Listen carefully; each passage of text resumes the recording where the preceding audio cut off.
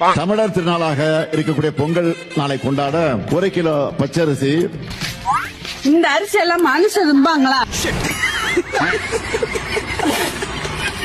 1 kilo சர்க்கரை, 1 kilo சீனி.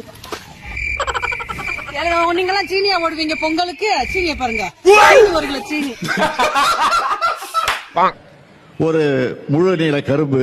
பாருங்க கரும்பு பாத்துக்கங்க எப்படி இருக்குன்னு, கரும்பு பாத்துக்கங்க எப்படி இருக்குன்னு. அது மட்டும் இல்ல, பொங்கல் திருநாளை முன்னிட்டு வழங்கப்பட இருக்கக்கூடிய வேஷ்டி சேலைகள். இந்த வேஷ்டியும் சேலையும் இதெல்லாம் கொடுத்தா என்ன கொடுக்காட்டி என்ன அவங்களே வச்சுக்கலாம்.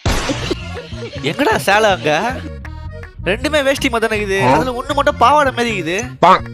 ஒருவேளை பாவாடையே தான் சேலை சொல்றானுங்களா? ஒண்ணும் புரியல எனக்கு. எந்த கொம்போனும் குறை சொல்ல முடியாத நபருக்கு ஆட்சி எடுத்துக் கொண்டிருக்கிறார்.